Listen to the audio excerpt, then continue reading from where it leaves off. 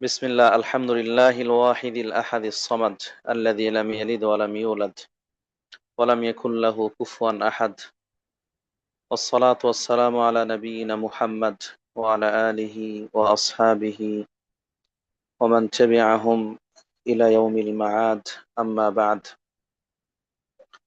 قال الله سبحانه وتعالى في كلامه المجيد وفرقانه الحميد أعوذ بالله من الشيطان الرجيم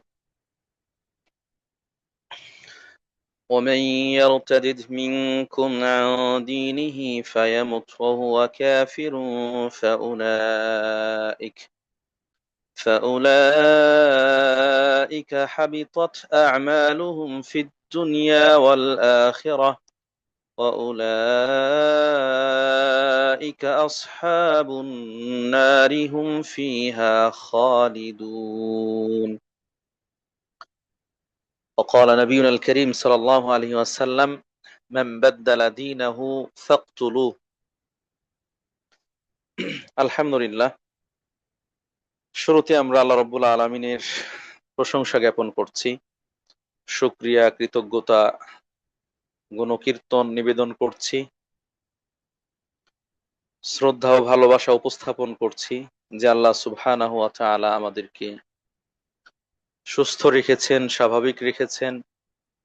সুস্থ স্বাভাবিক থেকে আমাদের দৈনন্দিন জীবনের কাজ কর্ম ইত্যাদি সেগুলো স্বাভাবিকভাবে চালিয়ে নেয়ার তৌফিক দান করেছেন। যে আল্লাহ সুবহানাহু ওয়া তাআলা তুলনামূলক অনেক পীড়িত, অসুস্থ, সমস্যায় জর্জরিত অনেক মানুষের থেকে আমাদেরকে ভালো রেখেছেন। সে আল্লাহ রাব্বুল আলামিনের অগণিত অসংখ্য প্রশংসা, কৃতজ্ঞতা। আলহামদুলিল্লাহ। সালাত ও সালাম বর্ষিত হোক আমাদের প্রিয় নবী, সর্বশেষ নবী রাসূল, মানবতার মুক্তির দূত, সর্বকালের সর্বযুগের সর্বশ্রেষ্ঠ মহামানব মুহাম্মদুর রাসূলুল্লাহ সাল্লাল্লাহু আলাইহি ওয়াসাল্লামের উপর, তাঁর পরিবার পরিজন, তার সঙ্গী সাথী এবং কিয়ামত পর্যন্ত একনিষ্ঠ প্রতিটি অনুসারী মুসলিম নরনারীর উপর বর্ষিত হোক শান্তির অমিয় ধারা। আল্লাহুম্মা আমিন। এসো আল্লাহর পথে কোরআনের আলোয় এই গ্রুপের আয়োজনে আজকের ৬২তম দারসুল ফিকহে কাছে দূরে দেশে প্রবাসে যে যেখান থেকে সংযুক্ত হয়েছেন, শুরুতেই সকলকে জানাচ্ছি আন্তরিক অভিনন্দন, মোবারকবাদ। সাথে সাথে অন্যান্য দিনের মতো আজকেও দোয়া করছি আল্লাহ রাব্বুল আলামিনের কাছে, আল্লাহ তাআলা যেন আমাদের সুস্থতাকে, স্বাচ্ছন্দ্যকে স্থায়ী করেন, সুস্থতার চাদরে আবৃত করেন। দেশে প্রবাসে বিদেশে যে যেখানে আছেন, বর্তমান সময়ে বিভিন্নভাবে অসুখ বিসুখ ইত্যাদি দ্বারা আক্রান্ত, আল্লাহ রাব্বুল আলামিন সকলকে সুস্থ স্বাভাবিক জীবন যাপন করার তৌফিক দান করুন। অসুখ বিসুখ, বালা মুসিবত ইত্যাদির মাধ্যমে আমাদের ভুল ত্রুটিগুলো আল্লাহ তাআলা মাফ করে দিন, আমাদের সম্মান বৃদ্ধি করে দিন, উঁচু করুন। আমিন, আল্লাহুম্মা আমিন। পাশাপাশি আমরা কোরআন ও সহিহ হাদিসের যে আলোচনা, দ্বীনি আলোচনা, সে আলোচনা শিখে জেনে বুঝে যেন সত্যিকার অর্থে আমরা আল্লাহ রাব্বুল আলামিনকে সন্তুষ্ট করার জন্য আমাদের সৎ আমলগুলো সম্পূর্ণ করতে পারি, আল্লাহ সে তৌফিক দান করুন। আমিন। সম্মানিত উপস্থিতি, যারা আজকের আয়োজনকে সুন্দর করার জন্য, নির্বিঘ্ন করার জন্য সার্বিকভাবে প্রচেষ্টা করেছেন, করছেন, আল্লাহ রাব্বুল আলামিন তাদেরকেও জাযায়ে খায়ের দান করুন, দুনিয়া আখিরাতে সম্মানিত করুন, উত্তম প্রতিদান দিন। আমিন। প্রিয় দিনী ভাই ও বোনেরা, আপনারা ইতিমধ্যে অবগত হয়েছেন আজকের ৬২তম দারসুল ফিকহে যে বিষয়ে আমরা আলোচনা উপস্থাপন করব বলে ইচ্ছা পোষণ করেছি, সেটি হচ্ছে মুরতাদের শাস্তি। বা বিধিবিধান, মুরতাদের শাস্তি বা বিধিবিধান। আমরা বেশ কয়েক সপ্তাহ থেকে কিতাবুল হুদুদ তথা ইসলামী শরীয়তে সামাজিক, পারিবারিক, সামাজিক, রাষ্ট্রীয় স্থিতিশীলতা বজায় রাখার জন্য, ভারসাম্য ঠিক রাখার জন্য কিছু কিছু চিহ্নিত অপরাধের শাস্তি হিসেবে নির্ধারিত শাস্তির বিধান রয়েছে। সেই শাস্তির বিধানগুলোই পর্যায়ক্রমে আমরা আলোচনা করে আসছি। হত্যা করা, জেনা ব্যভিচার, মাদকদ্রব্য গ্রহণ করা, আহ চুরি ডাকাতি করা, অনুরূপভাবে সন্ত্রাসী কর্মকাণ্ডে জড়িত হওয়া ইত্যাদি বিষয়গুলোর পর্যায়ক্রমে আমরা আলোচনা উপস্থাপন করেছি। আল্লাহ যতটুকু তৌফিক দিয়েছেন সেই হিসেবে সেগুলো উপস্থাপন করা হয়েছে। আশা করি তার মধ্যে উপকার রয়েছে, অনেকেই উপকৃত হয়েছেন, হচ্ছেন এবং হবেন ইনশাআল্লাহ। আল্লাহ যেন তাই করেন। সেই ধারাবাহিকতায় আজকে আহ মোটামুটি সর্বশেষ পয়েন্ট মুরতাদের বিধিবিধান সম্পর্কে এসেছে, যেহেতু এই ক্ষেত্রেও নির্ধারিত কিছু শাস্তি রয়েছে। প্রথমেই আমরা মুরতাদ কাকে বলে সে সম্পর্কে জানার চেষ্টা করি। যদিও শব্দটা এটা পারিভাষিক শব্দ এবং এটার সাথে আমরা অনেকেই পরিচিত, এটার সাথে আমরা অনেকেই পরিচিত রয়েছি যে মুরতাদ এই ক্ষেত্রে মুরতাদ হয়ে থাকে। কাফের, মুশরিক, বেদুইন, মুরতাদ, মালাউন ইত্যাদি এই ধরনের শব্দগুলো আমরা ব্যবহার করে থাকি। এটা আরবি শব্দ, রিদ্দা থেকে এসেছে। রিদ্দা, যারা ইসলামী ইতিহাস সম্পর্কে জানেন অথবা অধ্যয়ন করেন তারা খেয়াল করবেন যে রাসূলুল্লাহ সাল্লাল্লাহু আলাইহি সাল্লামের মৃত্যুর পরপরই ইসলামী খিলাফত আবু বকর সিদ্দিক রাদিয়াল্লাহু তাআলা আনহু প্রথম খলিফা, তিনি যখন খিলাফতের দায়িত্ব তার কাঁধে অর্পণ করা হলো এবং তিনি দায়িত্বশীল হিসেবে নিযুক্ত হলেন, বেশ কিছু বড় বড় চ্যালেঞ্জের মুখোমুখি হয়েছিলেন। তার মধ্যে একটা ছিল হারবুর রিদ্দা, হারবুর রিদ্দা বা রিদ্দা অভিযান, রিদ্দা অভিযান তথা মুরতাদদের বিরুদ্ধে যে অভিযান। তো সেই হিসেবে মুরতাদ এটি ইসলামী শরীয়তে একটি পরিভাষা। শাব্দিক অর্থ হচ্ছে কোনো জিনিস থেকে ফিরে যাওয়া, কোনো জিনিস থেকে সরে যাওয়া, ফিরে যাওয়া, এই অর্থে রিদ্দা শব্দটি ব্যবহার হয়ে থাকে। আর ইসলামী শরীয়তের পরিভাষায় কোনো ব্যক্তি ইসলাম গ্রহণ করার পরে স্বেচ্ছায় ইচ্ছাকৃতভাবে কুফরির দিকে ফিরে যাওয়া। কোনো ব্যক্তি ইসলাম ধর্ম গ্রহণ করার পরে, ইসলাম ধর্মে থাকার পরে স্বেচ্ছায় কোনো জোর, বল ইত্যাদি প্রয়োগ করা ছাড়াই নিজ ইচ্ছায় কুফরির দিকে ফিরে যাওয়া, কুফরি ধর্মের দিকে ফিরে যাওয়া, এটা হতে পারে কথার মাধ্যমে, হতে পারে বিশ্বাসের মাধ্যমে, হতে পারে ইসলামের বিধিবিধানের ব্যাপারে সন্দেহ সংশয় পোষণ করার মাধ্যমে, অথবা কোনো কাজের মাধ্যমে। কথা, কাজ, বিশ্বাস অথবা সন্দেহ সংশয় পোষণ করার মাধ্যমে স্বেচ্ছায় ইচ্ছাকৃতভাবে ইসলাম থেকে অন্য ধর্ম গ্রহণ করা বা অন্য ধর্মের দিকে ফিরে যাওয়া অথবা ইসলাম পরিত্যাগ করা, এটাকেই পরিভাষায় রিদ্দা বলা হয়। যে ব্যক্তি এরকম জঘন্য কাজটুকু করেন তাকে মুরতাদ বলে, তাকে মুরতাদ বলে। তার মানে কি দাঁড়ালো?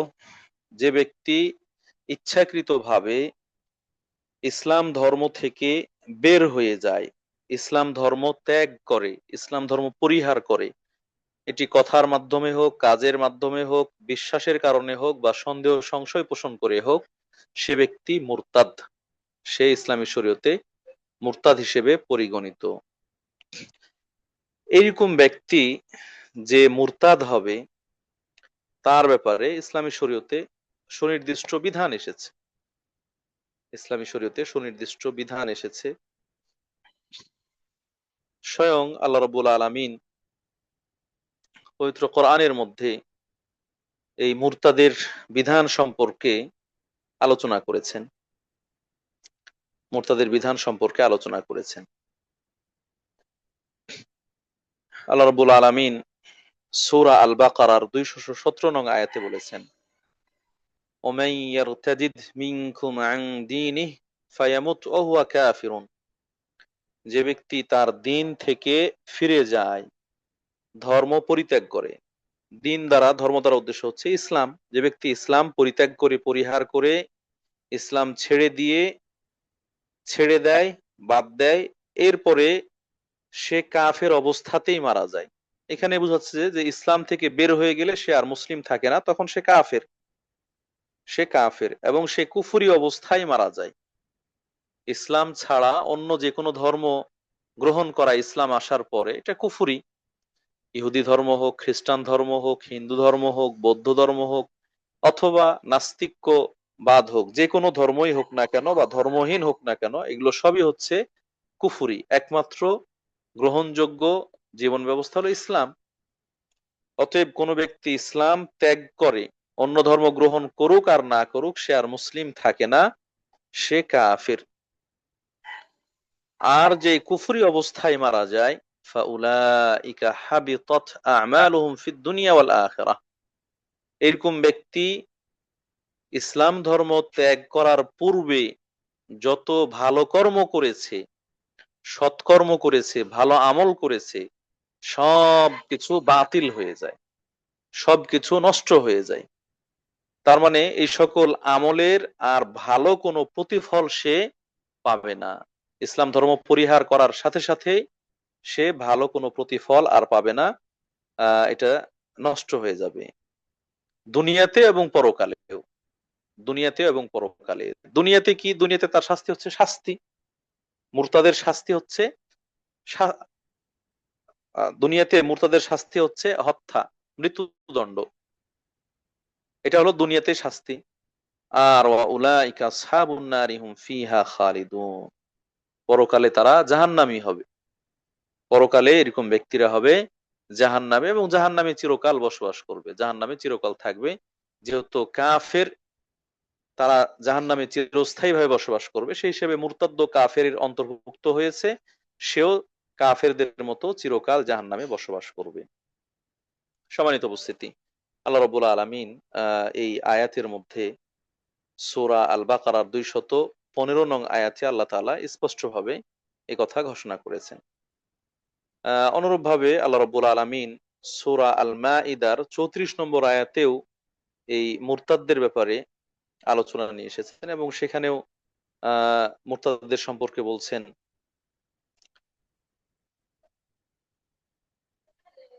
ওমাই ইয়ারতাদ, আল্লাহ রাব্বুল আলামিন বলছেন, যারা মুরতাদ হয়ে যায়। সূরা আল মাইদার মধ্যেও আল্লাহ রাব্বুল আলামিন এই মুরতাদদের ব্যাপারে বলেছেন, যারা ইসলাম ধর্ম ত্যাগ করে, তারা ইসলাম ধর্ম ত্যাগ করার কারণে তাদের, তারা যে মুসলিমদেরকে ক্ষতিগ্রস্ত করে ফেলে, তারা মুসলিমদেরকে ক্ষতিগ্রস্ত করে ফেলে, ইসলামের ক্ষতি হয় এমনটা নয়, বরং এই ক্ষতি তার নিজের জন্যই। যে ব্যক্তি ইসলাম ধর্ম ত্যাগ করে অন্য ধর্ম গ্রহণ করবে, এটা সে যেন নিজেরই ক্ষতি করলো।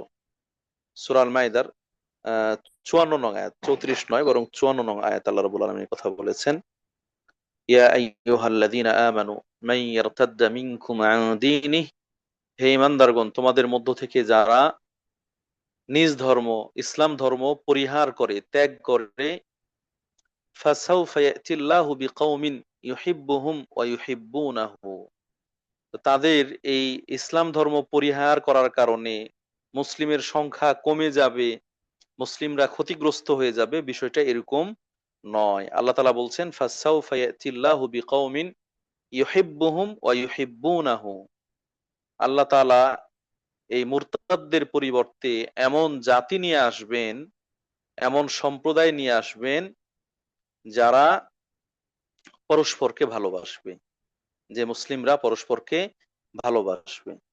আযিল্লাতিন আলাল মুমিনিনা আইজ্জাতিন আলাল কাফিরিন, যেই ব্যক্তিরা মুমিনদের ব্যাপারে সদয় হবে, নরম হবে, আর কাফেরদের বিরুদ্ধে কঠোর হবে। ইউজাহিদুনা ফি সাবিলিল্লাহি ওয়া লা ইয়াখাফুনা লাওমাতা লাইম।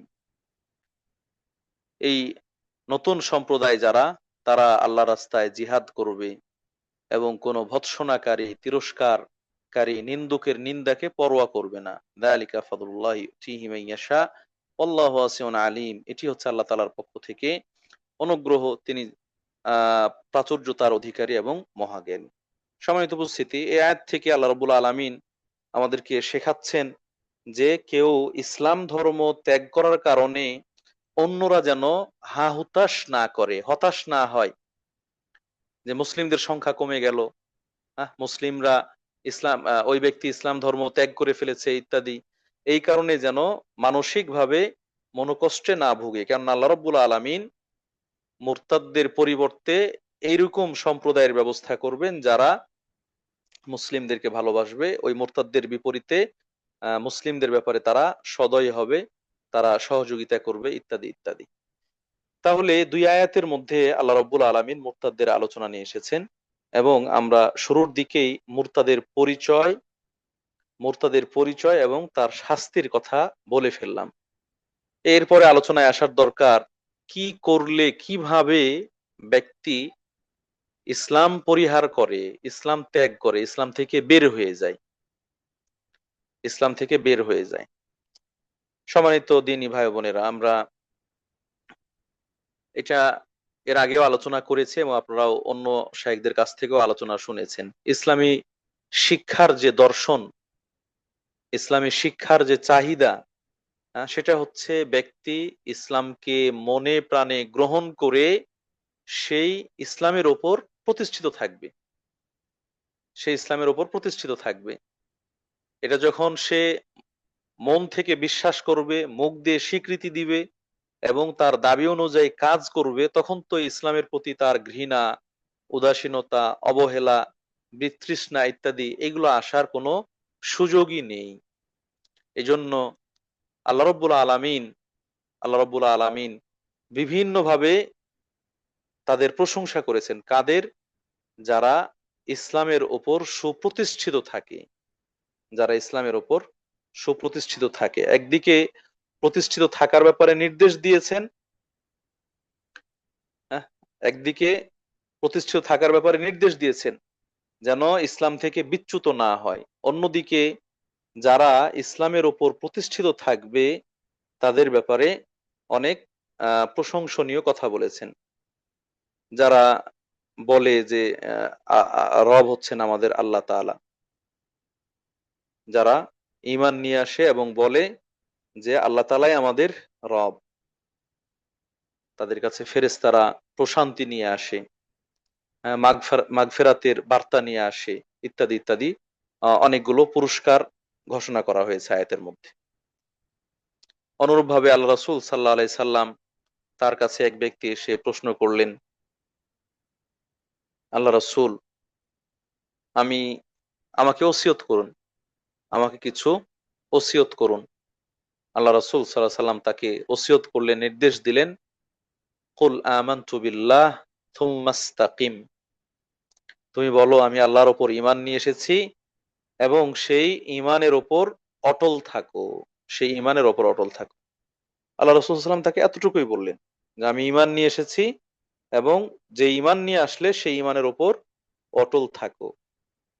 তো এটাই ইসলামের শিক্ষা এবং ইসলামের দাবিও এটা, যে ব্যক্তি যে ইসলাম গ্রহণ করেছে সেই ইসলামের ওপর অবিচল থাকবে, অটল থাকবে, এখান থেকে পিছলিয়ে যাবে না, তার জন্য পদস্খলন না হয়।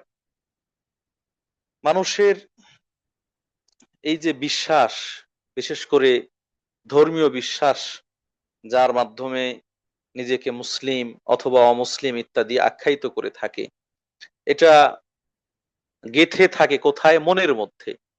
এটা গেঁথে থাকে মনের মধ্যে, হৃদয়ের মধ্যে। যার কারণে আহ এই হৃদয়কে যেন হকের ওপর, সঠিক পথের ওপর স্থিতিশীল রাখা যায়, এই জন্য আল্লাহ রাব্বুল আলামিনের সহযোগিতা কামনা করা হয়েছে। আল্লাহ রাসূল সাল্লাল্লাহু আলাইহি সাল্লাম বেশি বেশি আল্লাহর কাছে দোয়া করতেন যে মন, এটা তো ধরে রাখা কঠিন, কেননা এটা আল্লাহ রাব্বুল আলামিন নিজেই নড়াচড়া করান, মানুষের মন এর নিয়ন্ত্রণ করেন আল্লাহ রাব্বুল আলামিন। হ্যাঁ?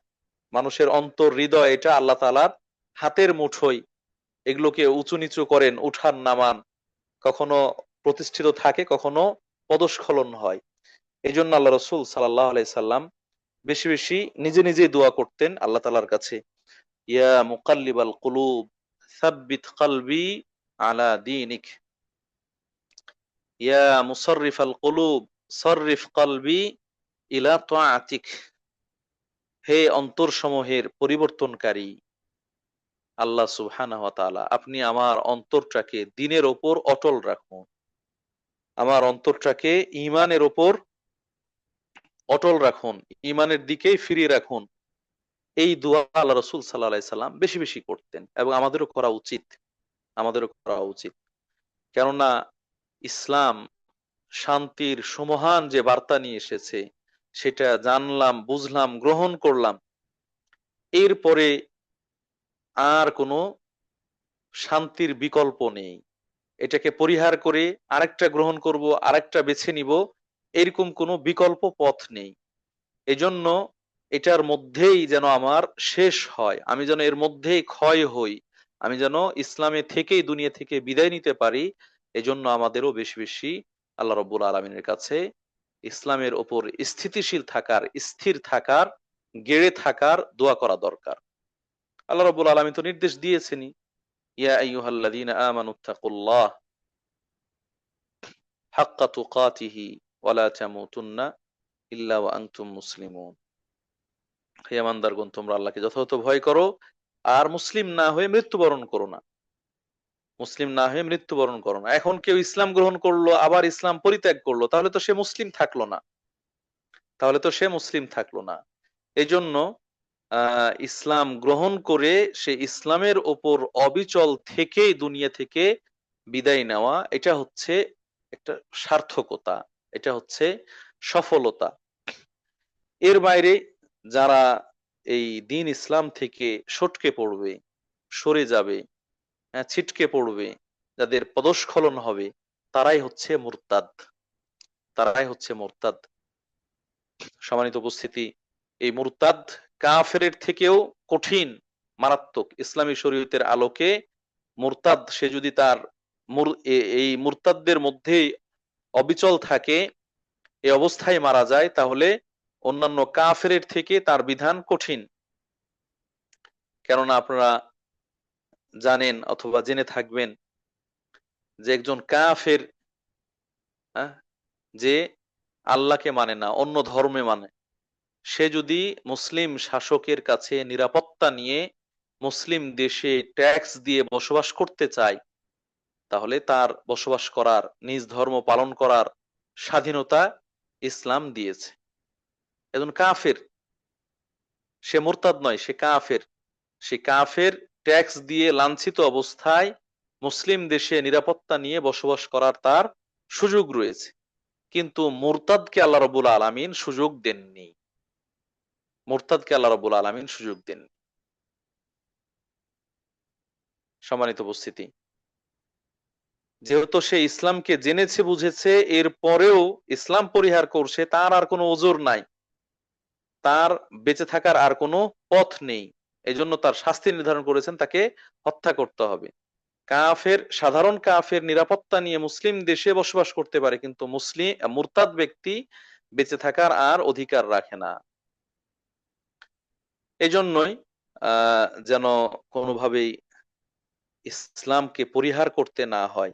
যতক্ষণ পর্যন্ত ইসলাম পায়নি, সে তো একটা অশান্তির মধ্যে ছিল, একটা ভ্রান্ততার মধ্যে ছিল, ভ্রষ্টতার মধ্যে ছিল। কিন্তু যখন ইসলাম পেয়ে গিয়েছে, এরপরে আর কোনো ভ্রষ্টতার সুযোগ নেই, এটাকে বাদ দেওয়ার, পরিহার করার সুযোগ নেই। যদি কেউ করে, তাহলে সে কঠিন শাস্তির মুখোমুখি হবে।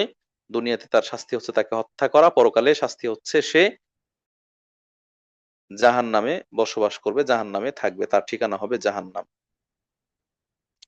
সম্মানিত উপস্থিতি, এটাই হলো আপনার মুরতাদের শাস্তি, এবং মুরতাদের যেই ভয়াবহতা দুনিয়াতে এবং আখেরাতে, সেটা। আমরা যে পয়েন্টে আলোচনা করার কথা বলছিলাম যে কি করলে একজন ব্যক্তি মুরতাদ হয়ে যায়, কি করলে একজন ব্যক্তি মুরতাদ হয়ে যায়, এটা গুরুত্বপূর্ণ পয়েন্ট। এটা গুরুত্বপূর্ণ পয়েন্ট। একজন ব্যক্তি মুরতাদ হিসেবে পরিগণিত হওয়ার জন্য বেশ কিছু শর্ত রয়েছে। বেশ কিছু শর্ত রয়েছে, তার মধ্যে উল্লেখযোগ্য 1 নম্বর শর্ত হচ্ছে সে প্রাপ্তবয়স্ক হতে হবে। প্রাপ্তবয়স্ক হতে হবে। প্রাপ্তবয়স্ক না হলে, অপ্রাপ্তবয়স্ক অবস্থায় কেউ যদি স্বীকৃতি দেয় যে সে মুরতাদ, অপ্রাপ্তবয়স্ক অবস্থায় যদি কেউ ঘোষণা দেয় যে সে মুরতাদ, তাহলে আহ সে মুরতাদ হলেও তার উপর শাস্তি প্রয়োগ করা যাবে না, তার উপর মৃত্যুদণ্ড কার্যকর করা যাবে না প্রাপ্তবয়স্ক হওয়ার আগে। প্রাপ্তবয়স্ক হলেই কেবল তার উপর এই শাস্তি প্রযোজ্য হবে। যদিও তাকে শাসানো যাবে, তাকে অন্যান্য শাস্তি যেগুলো রয়েছে তাজির, আমরা সুযোগ পেলে কিছু আলোচনা করব, সেইগুলো করা যাবে, কিন্তু তাকে হত্যা করা যাবে না। যেহেতু আল্লাহ রাসূল সাল্লাল্লাহু আলাইহি ওয়াসাল্লাম বলেছেন, কুল্লু মাউলুদিন ইউলাদু আলাল ফিতরাহ, প্রত্যেক নবজাতক শিশু ইসলাম ধর্মের ওপরই জন্মগ্রহণ করে। তার বাবা মা ফাবাওয়াহু ইউহাউবিদানিহি আও ইউনাসসিরানিহি আও ইউমাজ্জিসানিহি, বাবা মা ইহুদি হলে তাকে ইহুদি বানায়, খ্রিস্টান হলে খ্রিস্টান বানায়, অগ্নিপূজক হলে অগ্নিপূজক বানায়। সেই হিসেবে শৈশবে যদি কেউ এরকম ঘোষণা দেয় মুসলিম ঘরের সন্তান, প্রাপ্তবয়স্ক হয়নি কিন্তু ভালো মন্দের মধ্যে পার্থক্য করতে পারে, এরকম বয়সে পৌঁছেছে, তারপরও সে নিজেকে মুরতাদ হিসেবে আখ্যায়িত করছে, তো তাকে অন্যান্য শাস্তি প্রয়োগ করবে কিন্তু হত্যার শাস্তি প্রয়োগ করবে না। এজন্য প্রাপ্তবয়স্ক হওয়া এটা একটা আহ বড় শর্ত। আরেকটি হাদিসে এসেছে, রুফিয়াল কালাম আন সালাস, 3 শ্রেণীর মানুষ থেকে কলম উঠিয়ে নেওয়া হয়েছে, অর্থাৎ তাদের পাপ লেখা হয় না। আনিস সবি হাত্তা ইয়াবলুগা ওয়ানিন নাইমি হাত্তা ইয়াস্তাইকিযা ওয়ানিল মাজনুনি হাত্তা ইয়াফিকা, শিশু যতক্ষণ না প্রাপ্তবয়স্ক হয়, ঘুমন্ত ব্যক্তি যতক্ষণ না জাগ্রত হয়, আর পাগল যতক্ষণ না তার স্বাভাবিক হিতাহিত জ্ঞান ফিরে পায়। সে জায়গা থেকে তার এটা একটা শর্ত। 2 নম্বর শর্ত হচ্ছে জ্ঞান সম্পন্ন হতে হবে, জ্ঞানবান হতে হবে।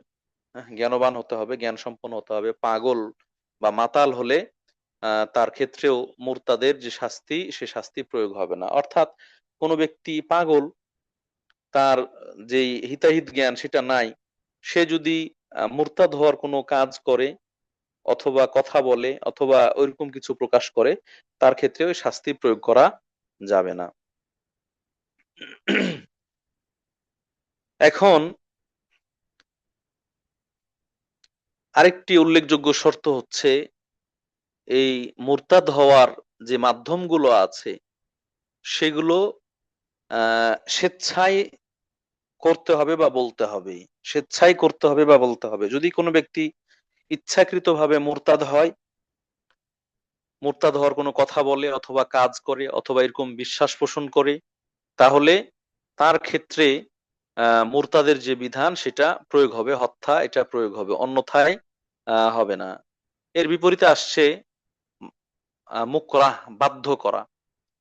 কাউকে বাধ্য করা হয়েছে, কাউকে এরকম বাধ্য করা হয়েছে যে তার যদি সে মুরতাদ না হয় তাহলে তাকে হত্যা করা হবে, তাকে খুন করা হবে, মেরে ফেলা হবে। বিশেষ করে অমুসলিম দেশগুলোতে সংখ্যালঘু মুসলিম যারা বসবাস করছেন হয়তো এরকম পরিস্থিতির শিকার হচ্ছেন, কোথাও কোথাও পরিস্থিতির শিকার হচ্ছেন, আল্লাহ তাদেরকে হেফাজত করুন। ইন্ডিয়াতে, ভারতে এমন কোথাও নিয়ে যাচ্ছে, গুম করে নিয়ে যাচ্ছে, নিয়ে গিয়ে আল্লাহকে গালি দিতে বাধ্য করছে, মোহাম্মদ সাল্লাল্লাহু আলাইহি সাল্লামকে গালি দিতে বাধ্য করছে, অথবা তাদের জয় শ্রীরাম ইত্যাদি সেগুলো বলতে বাধ্য করছে।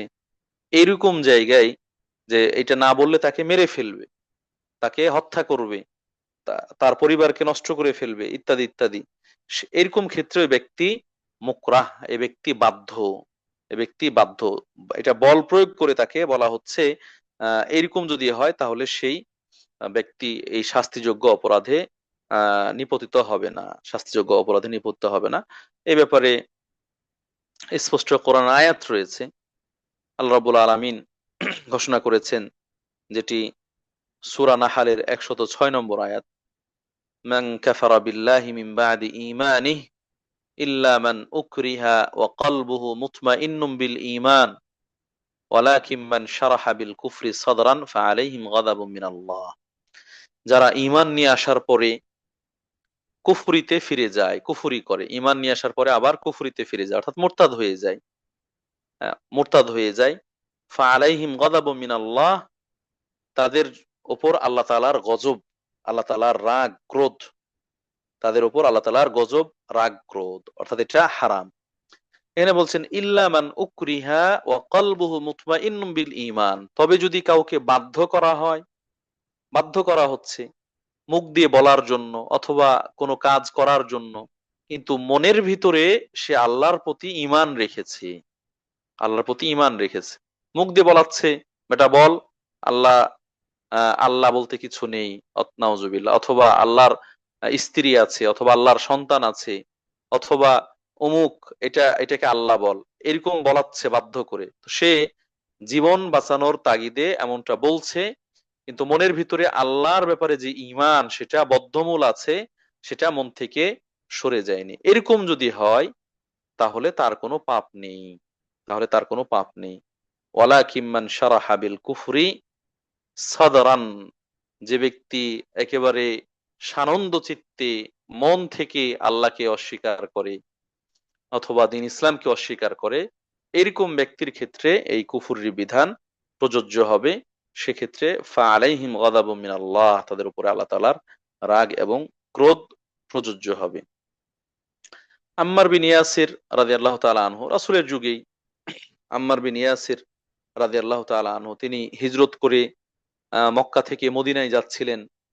পথিমধ্যে কুরাইশরা তাকে আটকিয়েছিল, বাধাগ্রস্ত করেছিল এবং তাকে বাধ্য করেছে বলতে যে তুমি যদি যেতে চাও তাহলে আল্লাহকে গালি দাও অথবা আল্লাহর ব্যাপারে কুফুরির কালাম বলো, তাহলে তোমাকে ছেড়ে দেওয়া হবে, না হলে ছেড়ে দেওয়া হবে না। তিনি বলছেন যে এই অবস্থায় বাঁচার জন্য তিনি কি করেছেন, আল্লাহর প্রতি মন থেকে অগাধ বিশ্বাস রেখেছেন, কিন্তু মুখ দিয়ে আল্লাহকে গালমন্দ করেছেন বা অস্বীকার করেছেন। আল্লাহ রাসূল সাল্লাল্লাহু আলাইহি ওয়াসাল্লাম এই কারণে তাকে ভৎসনা করেননি, বরং আল্লাহ তাআলা কোন আয়াত নাজিল করে তার ঈমানের উপর প্রতিষ্ঠিত থাকার ব্যাপারে বিধান নাজিল করেছেন। সম্মানিত উপস্থিতি, অতএব যদি কোনো ব্যক্তি এরকম পরিস্থিতির শিকার হয় তাহলে সেক্ষেত্রে সে মুরতাদ হিসেবে গণ্য হবে না, কিন্তু ইচ্ছাকৃতভাবে যদি কেউ বলে সেক্ষেত্রে সে মুরতাদ হিসেবে গণ্য হবে। আরেকটি শর্ত করা হয়েছে, আহ যেটা ইসলাম পরিহার করে, ইসলাম পরিহার করে অন্য ধর্ম গ্রহণ করা, অন্য ধর্ম গ্রহণ করা। তো এখানে অন্য ধর্ম গ্রহণ করা অথবা ইসলাম বাদ দেয়া, ইসলাম বাদ দেয়া এতটুকুই, যে ইসলাম থেকে বের হয়ে যাবে সেই মুরতাদ হিসেবে গণ্য হবে। প্রিয় উপস্থিতি, এরপরে আসছে যে কোন কাজের মাধ্যমে ব্যক্তি মুরতাদ হবে, কোন কাজের মাধ্যমে ব্যক্তি মুরতাদ হবে। এরকম প্রাপ্তবয়স্ক, জ্ঞান সম্পন্ন এবং সে স্বাধীন, কেউ তাকে বল প্রয়োগ করছে না, এ অবস্থায় আছে, এরকম অবস্থায় কি করলে সে মুরতাদ হবে। আমরা শুরুর দিকেই সংজ্ঞার মধ্যে বলেছিলাম যে মুরতাদ হওয়ার ক্ষেত্রে চার ধরনের বিষয় রয়েছে, হয়তো কথা বলার মাধ্যমে অথবা কাজ করার মাধ্যমে অথবা বিশ্বাস করার মাধ্যমে অথবা সন্দেহ সংশয় পোষণ করার মাধ্যমে কোনো ব্যক্তি ইসলাম থেকে বের হয়ে যাবে। এখানে ঈমান ভঙ্গের যে কারণগুলো রয়েছে সেগুলো উল্লেখযোগ্য, ঈমান ভঙ্গের কারণগুলো সেগুলো উল্লেখযোগ্য, অর্থাৎ যেই কাজগুলো করলে ঈমান নষ্ট হয়ে যায়, নাওয়াকিদুল ইসলাম, ইসলাম নষ্ট হয়ে যায়, সেই কাজগুলো যদি কোনো ব্যক্তি সম্পন্ন করে তাহলে সে মুরতাদ হয়ে যাবে, তাহলে সে মুরতাদ হয়ে যাবে। যেমন কথার মাধ্যমে কেউ আল্লাহ তাআলাকে গালমন্দ করলো, নাউজুবিল্লাহি মিন যালিক, অথবা রাসূলুল্লাহ সাল্লাল্লাহু আলাইহি ওয়াসাল্লামকে গালমন্দ করলো, অথবা ফেরেশতা মণ্ডলীকে গালমন্দ করলো, বা কথার মাধ্যমে সে নিজেকে নবী হিসেবে দাবি করলো, বা ভণ্ড নবীর অনুসরণ করলো, অনুসারী হিসেবে দাবি করলো, অথবা কেউ নিজে ইলমুল গায়বের দাবি করলো, এই যে যে বিষয়গুলোর মাধ্যমে ঈমান নষ্ট হয়ে যায়, যে কথাগুলো বললে ঈমান থাকে না, ঈমান নষ্ট হয়ে যায়, এরকম কোন কথা বলার মাধ্যমে, আল্লাহর সাথে শিরকি কথা বলার মাধ্যমে সে কি হয়ে যায়? কাফের বা মুরতাদ হয়ে যায়, সে মুরতাদ হয়ে যায়।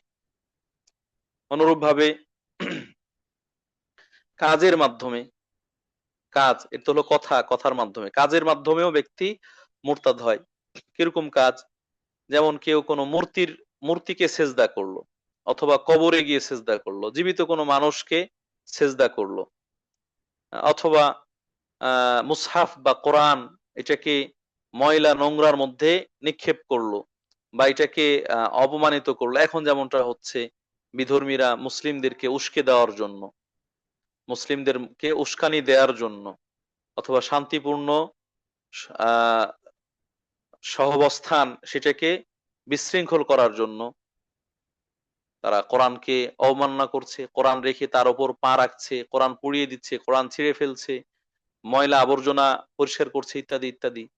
এই ধরনের কর্মকাণ্ড যদি কোনো মুসলিম দাবিদার ব্যক্তি করে থাকে, তাহলে সে মুরতাদ হয়ে যাবে, তাহলে সে মুরতাদ হয়ে যাবে। অথবা কোনো মুসলিম ব্যক্তি কোনো মুশরিক ব্যক্তিকে সহযোগিতা করছে মুসলিমদের বিরুদ্ধে, মুসলিম ব্যক্তি কিন্তু মুসলিমদের বিরুদ্ধে কোনো মুশরিককে, কাফেরকে সহযোগিতা করছে, এইগুলো মুরতাদ হয়ে যাওয়ার কর্ম, এগুলো মুরতাদ হয়ে যাওয়ার কর্ম। বিশ্বাসগত দিক থেকে কেউ বিশ্বাস করলো যে আল্লাহ তাআলার শরীক আছে, আল্লাহর অংশীদার আছে, আল্লাহর স্ত্রী আছে বা সন্তান আছে, অথবা ইসলামে সুপ্রতিষ্ঠিত হারাম, সুপ্রতিষ্ঠিত হারাম, আপনার অকাট্যভাবে হারাম, এরকম কোন হারামকে হালাল মনে করা, জেনা ব্যভিচার এটাকে হালাল মনে করা, মদ মাদকদ্রব্য ইত্যাদি এটাকে হালাল মনে করা, অথবা কোনো হালাল কাজ সেটাকে হারাম মনে করা, কোনো হালাল কাজ সেটাকে হারাম মনে করা, অথবা রাসূলুল্লাহ সাল্লাল্লাহু আলাইহি ওয়াসাল্লাম যে ধর্ম নিয়ে এসেছেন, দিন নিয়ে এসেছেন, তার থেকে অন্য ধর্ম বা দিন বা আদর্শ সেটা হচ্ছে, সেটা হচ্ছে রাসূলের ধর্মের থেকেও শ্রেষ্ঠ, রাসূলের ধর্মের থেকেও শ্রেষ্ঠ, এই ধরনের মন্তব্য করা। সম্মানিত উপস্থিতি, আমরা কথাগুলো খুব স্বাভাবিকভাবে বলছি, কিন্তু যে কথাগুলো বলছি এগুলো ভয়াবহতার দিক থেকে খুবই মারাত্মক, খুবই ভয়াবহ, কঠিন। এই ধরনের কথা বা কাজের মাধ্যমে বা বিশ্বাস পোষণের মাধ্যমে একজন ব্যক্তি তার ইসলাম থেকে বের হয়ে যায়। যে ইসলাম গ্রহণ করার মাধ্যমে নিজের রক্ত, সম্পদ, সম্মানকে সে নিরাপদ করেছিল, যে ইসলাম গ্রহণ করার মাধ্যমে সে আল্লাহর কাছে জান্নাত পাওয়ার প্রতিশ্রুতি পেয়েছিল, জাহান্নাম থেকে মুক্তি পাওয়ার সম্ভাবনা তৈরি হয়েছিল, সেই ইসলাম থেকে বের হয়ে যায় এই ধরনের কথা এবং কাজের মাধ্যমে, এই ধরনের বিশ্বাসের মাধ্যমে। অতএব এটা ছোট বিষয় নয়, এটা অনেক বড় বিষয় এবং গুরুতর বিষয়, যে কথা না বললেই নয়। আমরা কারোর প্রতি শত্রুতা বা বিদ্বেষ পোষণ করার জন্য নয়, আল্লাহর কসম, হককে উপস্থাপন করার জন্য, সঠিকটাকে তুলে ধরার জন্যই শুধু বলছি।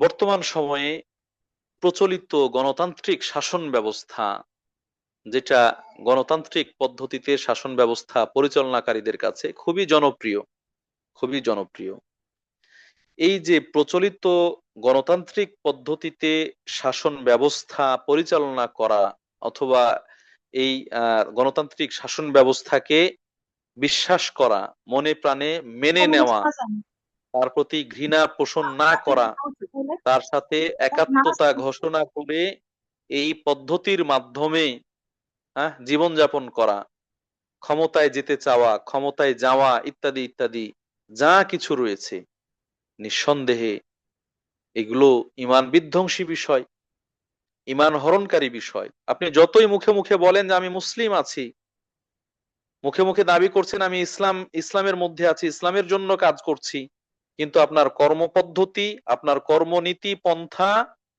সেটা ইসলাম পরিপন্থী, ইসলামের সাথে সাংঘর্ষিক।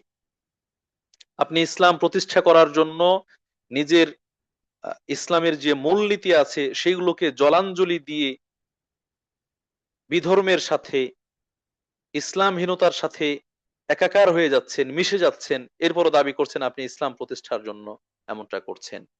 নিঃসন্দেহে এগুলো ঈমান বিধ্বংসী, ইসলাম বিধ্বংসী, ইসলাম থেকে বের করে দেওয়ার মতো কাজকর্ম। ওয়ালিয়াযু বিল্লাহ। আল্লাহ তাআলা আমাদেরকে হেফাজত করুন। আল্লাহ তাআলা আমাদেরকে হকের ওপর প্রতিষ্ঠিত রাখুন, সঠিকটা জেনে বুঝে তার ওপর আমল করার তৌফিক দান করুন। আল্লাহুম্মা আরিনাল হাক্কা হাক্কা ওয়ারযুকনা ইত্তিবাআ ওয়া আরিনাল বাতিলা বাতিলা ওয়ারযুকনা ইজতিনাবা। প্রিয় উপস্থিতি, আজকে গণতান্ত্রিক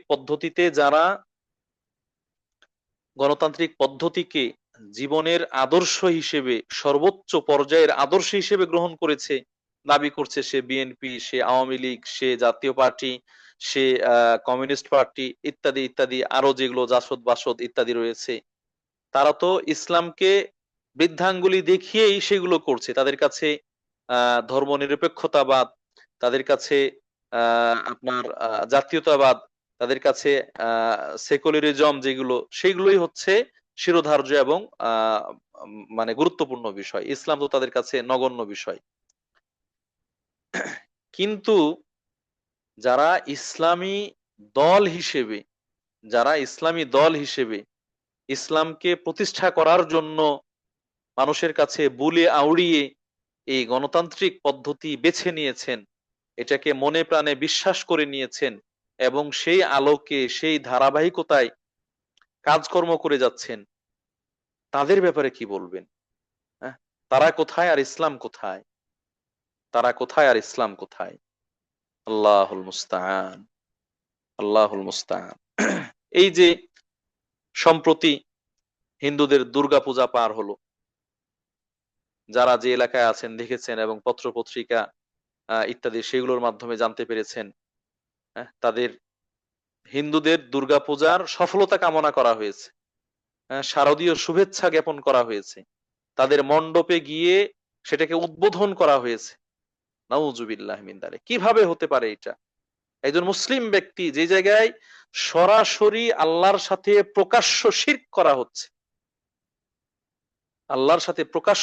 করা হচ্ছে, দেব দেবী বানিয়ে, তাদেরকে ইলাহ বানিয়ে আল্লাহর শরীক বানিয়েছে, তাদের অনুষ্ঠান উদ্বোধন করতে যায়, তাদের অনুষ্ঠান দেখতে যায়, সফলতা কামনা করে, ইত্যাদি ইত্যাদি। নাউজুবিল্লাহ মিন যালিক। এটা কিভাবে হতে পারে? আর এই ব্যক্তিরাই ইসলাম প্রতিষ্ঠা করবে, এই জন্য ইসলামী সিফাহ সালার হিসেবে মানুষের কাছে ভোট চাচ্ছে। ভোট দেন, ভোট দিলে আল্লাহ রাসূলকে ভোট দেওয়া হবে, এই ব্যক্তিদেরকে ভোট দিলে আল্লাহ রাসূলকে ভোট দেওয়া হবে, ইসলামকে ভোট দেওয়া হবে। কিভাবে হতে পারে? ইসলাম কি বাপদাদার পৈতৃক সম্পত্তি? যেভাবে খুশি সেভাবে আপনি কিনবেন, বেচবেন, যেভাবে খুশি সেভাবে আপনি লেনদেন করবেন, মন মতো চলবেন ফিরবেন? না, কোশ্চিন কালেও নয়, কোশ্চিন কালেও নয়। প্রিয় উপস্থিতি, ভোটের জন্য, শুধুমাত্র ভোটের জন্য মানুষ তাদের ইসলামী চিন্তাধারা, ইসলামী ভাব দর্শন ইত্যাদি সেগুলোকে জলাঞ্জলি দিয়ে এই এই ধরনের কর্মকাণ্ডে লিপ্ত হয়েছে। তো এরকম কাজ যারা করবেন, নিঃসন্দেহে এগুলো ইসলাম থেকে বের হয়ে যাওয়ার কাজ। নিঃসন্দেহে এগুলো ইসলাম থেকে বের হয়ে যাওয়ার কাজ। আল্লাহ তাআলা আমাদেরকে সঠিক বুঝ দান করুন, আল্লাহ তাআলা আমাদেরকে হেদায়েত দান করুন। আমরা এর আগে একদিন বলেছি এবং স্পষ্ট করে বলেছি, বর্তমান প্রচলিত গণতান্ত্রিক শাসন ব্যবস্থা এটা ইসলামের সাথে শতভাগ বিরোধপূর্ণ। 100% ইসলাম বিধ্বংসী চিন্তাধারা, ইসলামের বিপরীত, ইসলাম পরিপন্থী চিন্তাধারা। যে ইসলামের মূলনীতি হচ্ছে ইনিল হুকমু ইল্লা লিল্লাহ, বিধান হুকুম এটা শুধুমাত্র আল্লাহ তাআলার, বিধানদাতা হচ্ছেন শুধুমাত্র আল্লাহ সুবহানাহু ওয়া তাআলা। এর বিপরীতে একেবারে শতভাগ সকল ক্ষমতার উৎস হচ্ছে জনগণ, সকল ক্ষমতার উৎস হচ্ছে জনগণ। আল্লাহ তাআলা নাই, জনগণ যা করবে তাই। জনগণ মিলে মেজরিটি পার্সন যদি বলে যে আল্লাহ নাই, তাহলে আল্লাহ নাই।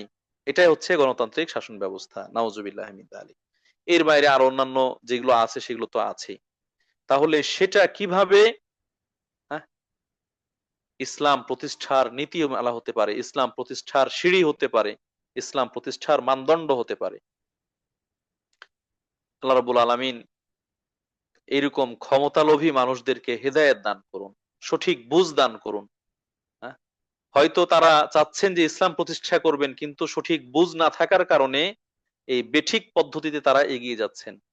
আল্লাহ রাসূল সাল্লাল্লাহু আলাইহি ওয়াসাল্লাম, যিনি সারা বিশ্বের সকল মানুষের জন্য উত্তম অনুসরণীয় ব্যক্তিত্ব, মহান ব্যক্তিত্ব, তার কাছে ক্ষমতার অফার করা হয়েছিল। হ্যাঁ? আপনি যদি চান আপনাকে আরবের শাসক বানিয়ে দেওয়া হবে, সুন্দরী নারীর সাথে বিয়ে দেওয়া হবে, রাজত্বের অর্ধেক দেওয়া হবে, ইত্যাদি ইত্যাদি, সেগুলো অফার করা হয়েছে। তা আল্লাহ রাসূল সাল্লাল্লাহু আলাইহি সাল্লাম সেগুলোকে ছুঁড়ে মেরেছেন, সের ওদিকে ভ্রুক্ষেপই করেননি। ক্ষমতায় যাওয়া আর ইসলাম পালন করা এক বিষয় নয়, এক বিষয় নয়। সম্মানিত উপস্থিতি, অতএব আমাদেরকে বুঝতে হবে, সঠিক বুঝ নিতে হবে। আপনি আহ রাতারাতি ক্ষমতায় চলে গেলেন, ক্ষমতায় যাওয়ার পরে রাতারাতি মানুষকে পরিবর্তন করে ফেলবেন, সম্ভব নয়, কোশ্চিন কালেও সম্ভব নয়। এই যে বাংলাদেশের বর্তমানে ধর্ম উপদেষ্টা যিনি রয়েছেন, বড় আলেম, হ্যাঁ, বড় আলেম নিঃসন্দেহে, অনেক বড় স্কলার, ডক্টর, প্রফেসর ইত্যাদি বিভিন্ন উপাধি আছে তার। তিনি পর্যন্ত স্বীকার করছেন যে যদি কোনো সর্বজন স্বীকৃত বিজ্ঞ কোনো আলেমকেও স্বরাষ্ট্রমন্ত্রী বানিয়ে দেওয়া হয়, বর্তমান প্রচলিত যে নীতিমালা আছে সে নীতিমালার আলোকে সেই আলেম স্বরাষ্ট্রমন্ত্রীও মদকে স্বীকৃতি দিতে বাধ্য হবে। যেহেতু রাষ্ট্রের নীতিমালা এইভাবেই, রাষ্ট্রের নীতিমালা এইভাবেই, ওই পতিতালয়, হ্যাঁ, ইত্যাদি সেগুলোকে অনুমোদন দিতে বাধ্য হবে। আরো যেগুলো ইসলাম পরিপন্থী কাজকর্ম রয়েছে সেগুলো করতে বাধ্য হবে। কেন? যেহেতু এই শাসন ব্যবস্থা, এই নীতিমালা এভাবেই চলে এসেছে।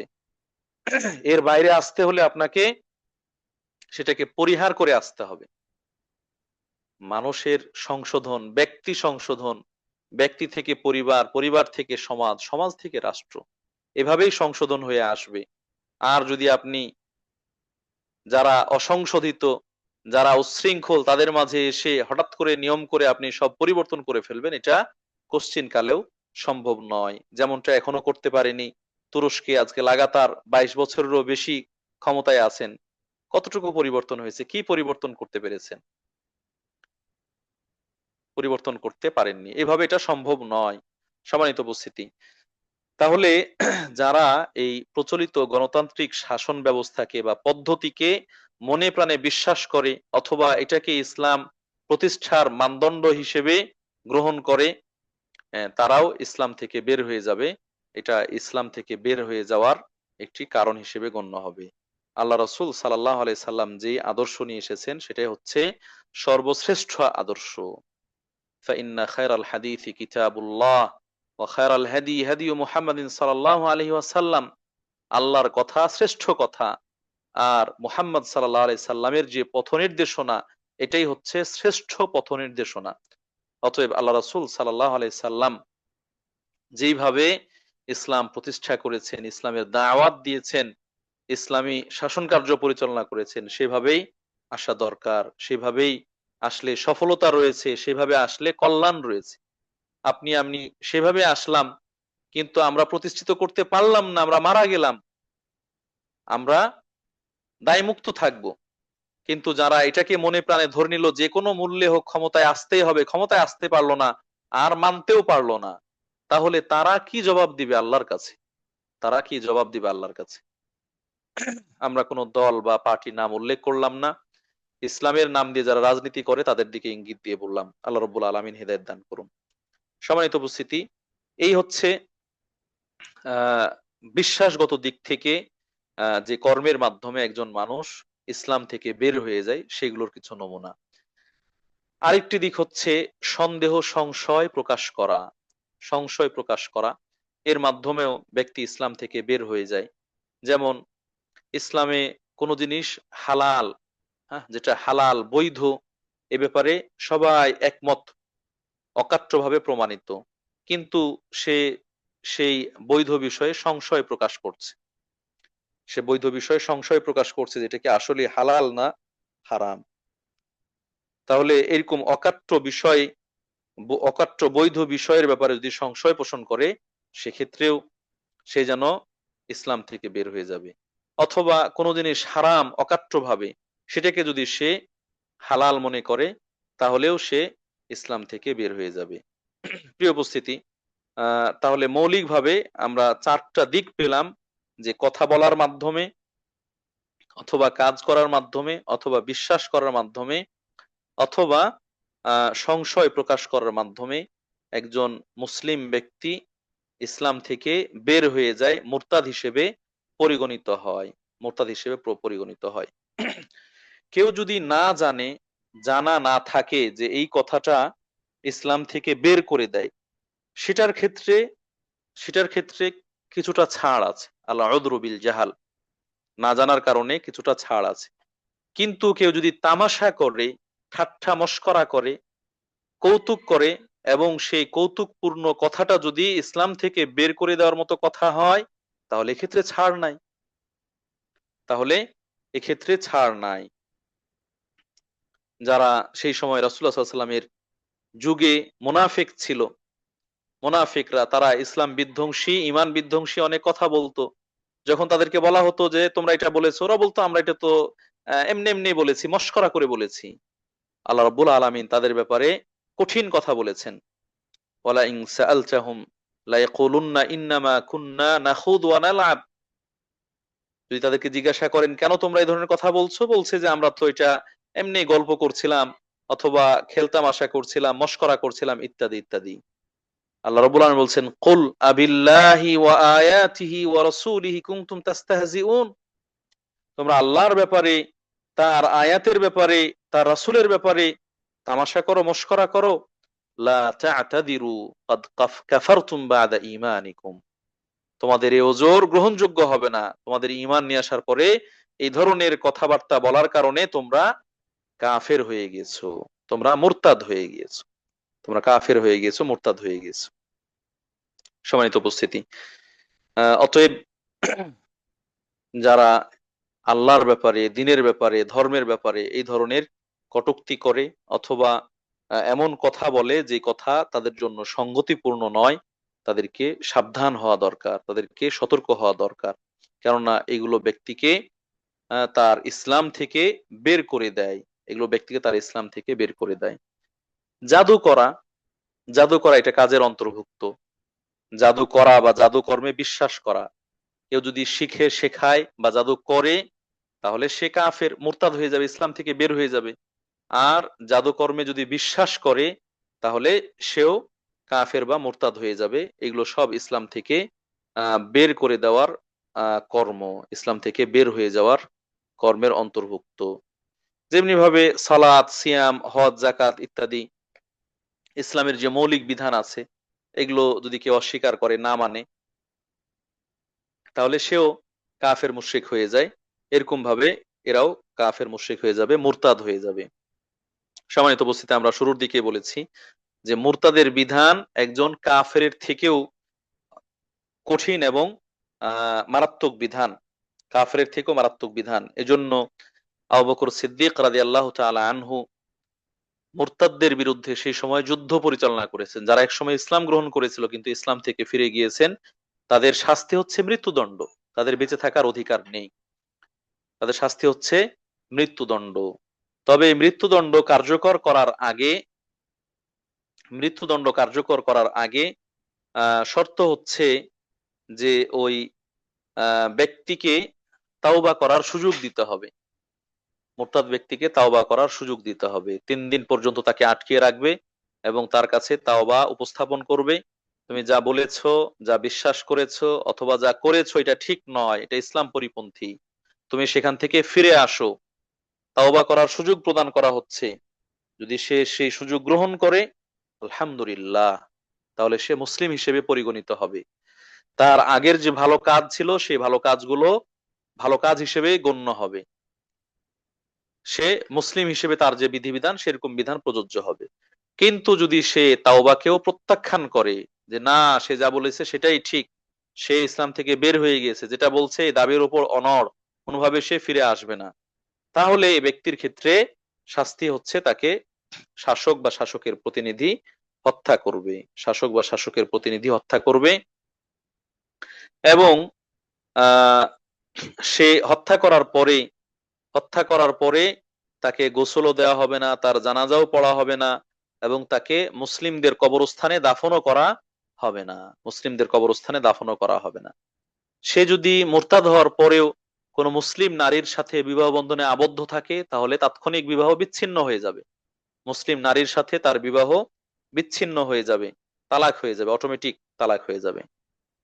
যদি এই মুরতাদ ব্যক্তিকে হত্যা করা হয় আর তার সম্পদ থেকে থাকে, তাহলে তার সম্পদে তার ওয়ারিসরা মিরাজ পাবে না। অথবা তার সেও কারো কাছ থেকে মিরাজ পাবে না, বরং তার সম্পদ ফাই হিসেবে, গনিমত হিসেবে বাইতুল মালে যোগ হয়ে যাবে। অন্য কাফেররা থাকলেও সে কাফেরও এই সম্পদ পাবে না মিরাজ হিসেবে। এটা শাস্তি হিসেবে তার সম্পদ ছিনিয়ে নেওয়া হবে, বন্ধ করে দেওয়া হবে তার লেনদেন বন্ধ করে দেওয়া হবে, এবং এটা ছিনিয়ে নেওয়া হবে, এবং তাকে হত্যা করা হবে, তার সম্পদটা বাইতুল মালে আহ যোগ দেওয়া হবে, বাইতুল মালে যুক্ত করা হবে।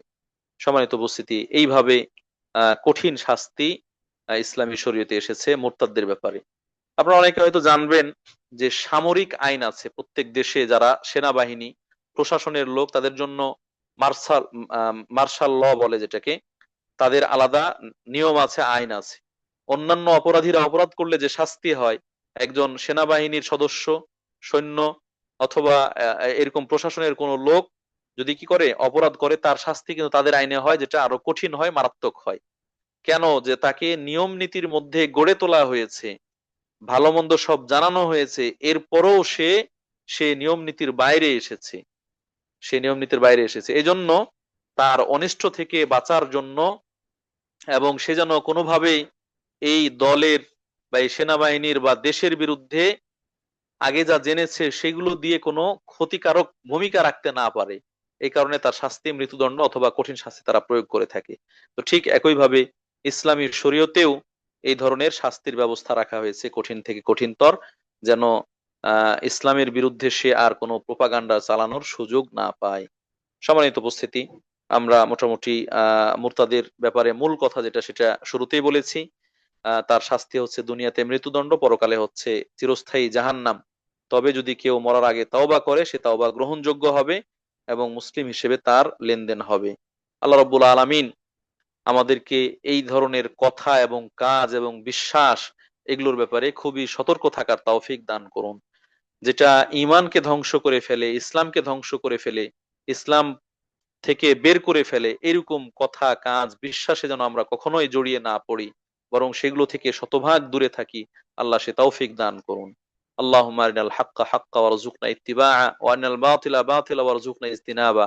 আল্লাহ, আপনি আমাদেরকে হককে হক হিসেবে, সঠিককে সঠিক হিসেবে জানার, বুঝার এবং তার অনুসরণ করার তৌফিক দান করুন। বাতিলকে বাতিল হিসেবে জানার, বুঝার এবং তাকে পরিহার করার, বাদ দেওয়ার, তা থেকে দূরে থাকার তৌফিক দান করুন। আমিন ইয়া রাব্বাল আলামিন। এ বলে আমরা আমাদের আলোচনা এখানে শেষ করছি। আলোচনার শেষ প্রান্তে অন্যান্য দিনের মতো আজকেও দোয়া করছি, যারা দীর্ঘ সময় ধরে আমাদের সাথে সংযুক্ত আছেন, আল্লাহ রাব্বুল আলামিন তাদের ভুল ত্রুটিগুলো মাফ করে দিন, তাদের গুনাহ খাতাগুলো ধুয়ে মুছে সাফ করে দিন। আল্লাহ রাব্বুল আলামিন আমাদেরকে পুত্র পবিত্র বানিয়ে দিন। আমাদের বাবা মা, ভাই বোন, আত্মীয় স্বজন অনেকেই মারা গিয়েছেন, আপনি মুসলিম মৃতদেরকে ক্ষমা করে দিন। মুসলিম মৃতদের কবরে আযাব মাফ করে দিন, কবরকে জান্নাতের সাথে সম্পৃক্ত করে দিন। আল্লাহ রাব্বুল আলামিন অনেকেই অসুস্থ, অনেক অসুস্থ, বাংলাদেশে, বাংলাদেশের বাইরে বিভিন্ন এলাকায় দিনী ভাইয়েরা বোনেরা অনেকে অসুস্থ রয়েছেন। আপনি অসুস্থদেরকে পরিপূর্ণ সুস্থতা দান করুন, আরোগ্য দান করুন। এই অসুস্থতার বিনিময়ে তাদের ভুল ত্রুটিগুলো মাফ করে দিন, তাদের সম্মান বৃদ্ধি করে দিন। অনেকে অভাবের মধ্যে রয়েছেন, তাদের অভাব দূর করে দিন। হালাল রিজিক দান করুন। অনেকে বিভিন্ন সমস্যায় জড়িয়ে রয়েছেন, সমস্যাগুলোর সুষ্ঠু সমাধান দান করুন। আল্লাহ রাব্বুল আলামিন যারা আপনার দিনকে জানার জন্য, বুঝার জন্য, সর্বসাধারণের কাছে পৌঁছানোর জন্য বিভিন্নভাবে ভূমিকা রাখছে, তাদের ভূমিকাগুলো কবুল ও মঞ্জুর করে নিন। বিশেষ করে এসো আল্লাহর পথে কোরআনের আলোয় এই গ্রুপ যারা পরিচালনা করছেন, হাসিনা বিনতু হানিফ সহ, তাকে যারা সহযোগিতা করছেন, আল্লাহ রাব্বুল আলামিন সকলকে উত্তম জাযা দান করুন, হায়াতে তাইয়্যিবা দান করুন, তাদের ভালো আমলে বরকত দান করুন, উপার্জনে বরকত দান করুন। যারা সহযোগিতা করছেন, আল্লাহ রাব্বুল আলামিন তাদের অর্থ সম্পদে বরকত দান করুন, যেন এই ধরনের ভালো কাজগুলো আরো বেশি বেশি হয়, ব্যাপক হয়, সে তৌফিক দান করুন। আমিন ইয়া রাব্বাল আলামিন। এ বলে আমরা আমাদের আলোচনা এখানেই শেষ করছি। হাসিনা আপু থাকলে কিছু সংযুক্ত করার থাকলে বলবেন,